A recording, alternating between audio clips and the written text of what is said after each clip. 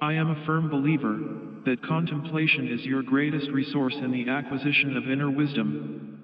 Contemplation is basically the ability to let your mind go into a type of free flow, or inner exploration, where on the one hand you might give your mind complete and free rein, to flow in whatever direction it wants, and in the other you stay focused, so that you are able to keep track of every single thought that enters your mind. This is a tricky give and take, because if you focus too much on keeping track of your thoughts, you can impede the natural flow of these thoughts. Personal internal contemplation is an art that must be practiced and perfected, but it is also a very fun activity that can be very relaxing and incredibly mentally stimulating. You can use internal contemplation to find answers to problems that have stumped you in the past. This contemplation is very powerful because it allows you to access information that is usually buried in your subconscious, and as such, not easily available to your conscious mind. Contemplation, then, is the bridge between the conscious and the subconscious. It is very powerful, and it has been used by the great geniuses of the past to discover thoughts, ideas, and concepts that have been far ahead of their time. It is indeed the case that contemplation is a type of active dreaming, that is, it is in essence a way to project the personal consciousness outside of the body. In my book, Out-of-Body Experiences, Quickly and Naturally, which is available in the Kindle bookstore, I discuss in detail how the conscious self can be projected from the body. I discuss how this projection can be done, starting from a fully awake state, and how human consciousness naturally creates its own mental propellants that allow the self to exit the confines of the physical body.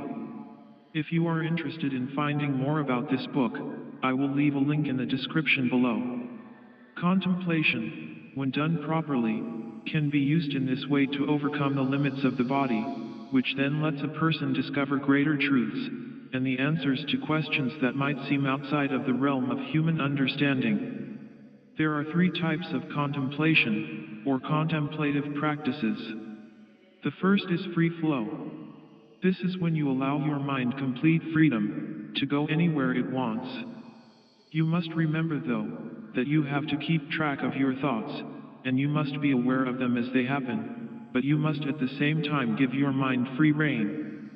This can be a difficult task at first, but once this fine give and take is mastered, you will have access to amazing knowledge. In a quiet, relaxed place, allow your mind to just flow freely as you watch it from a distance, and you watch your thoughts flow by like a fine, calm river. This type of free flow contemplation is an incredibly powerful way to discover your inner thoughts and feelings. These thoughts and feelings can give you clues about your beliefs and about your life in general. I don't think that I would be overstating the fact by saying that through prolonged free-flow contemplation you can attain a deep sense of personal enlightenment, which can improve your entire life. This type of contemplation is even a wonderful form of meditation that can relax your being and settle your soul. The second contemplation method is directed contemplation. Perhaps as you begin to do free-flowing contemplation, you become interested in a particular train of thought or concept. When this happens, you must change your contemplation into a more focused endeavor. You do this by lightly focusing your mind on this particular concept, while at the same time not trying to interfere with this natural free flow of thought. This is again a tricky accomplishment, because any strong personal intention will instantly stop this natural flow of thought, so you must discover just the right touch of focus needed to direct your mind. If this natural flow stops, do not worry, just allow yourself to relax and your flow of thoughts will soon begin on its own again. All of this mental action is quite subjective, so it is difficult to give you a step-by-step guide. You must find your own methods and discover the natural flow of your own mind. It is perhaps helpful to realize that this natural flow of thoughts in your mind is always there. You must just be relaxed enough and be internally focused enough to be able to pay attention to it. Then in the most gentle way possible, you must direct your focus in a way that won't interfere with your natural mind. The third contemplation method is no thought contemplation. Once you have been doing some kind of contemplation for a while, it is quite possible that you will get sleepy. This natural desire to sleep is perhaps the result of the wonderful relaxation that contemplation creates. This feeling of sleep, though, can allow your mind to take a final step into its contemplative practice. If you follow this sleepy feeling, but at the same time try to stay as conscious as possible of the thoughts in your mind, you will find that this feeling has the ability to stop thought altogether.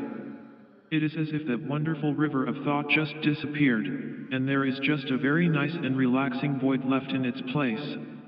If you are able to keep your concentration on this void, you will be able to discover an incredible new deeper level of thought, visions, and sounds that begin to take on the quality of dreams.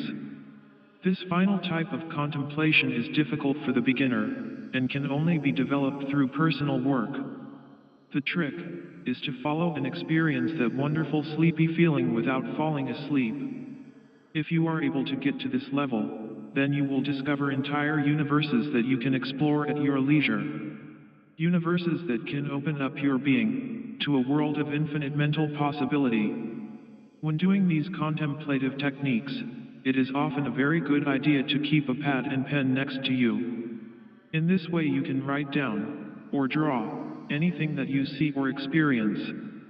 The reason for this is that these contemplative practices have a way of changing your conscious state, which means that when you wake up to normal consciousness, you most often forget a great deal of the material that you may have discovered, in very much the same way that a dream can be forgotten. It is therefore a good idea to write everything down when it is fresh in your mind. These are the basic 3 methods of contemplation. With them you will be able to do anything that you want in your contemplative ventures. They will allow you to develop a direct bridge to your subconscious. This bridge is the beginning of an unbelievably deep understanding of self and the universe, and are the beginning of your journey into a vast and infinite inner sea of awareness, where the possibilities are endless.